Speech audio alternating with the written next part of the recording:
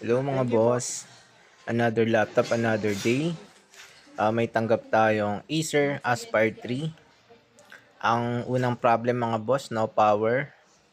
Upon checking mga boss, sira yung keyboard niya.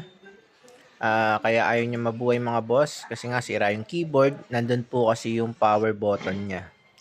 Pag sira yung keyboard, possible pwedeng hindi siya mabuhay dahil nag-short yung keyboard. Kaya ang ginawa natin mga boss, pinalitan agad natin ng keyboard. Ayan yung luma niya. Yan. Okay, pinalitan natin ng bago. Kaya nabuhay na ulit yung laptop ni ma'am.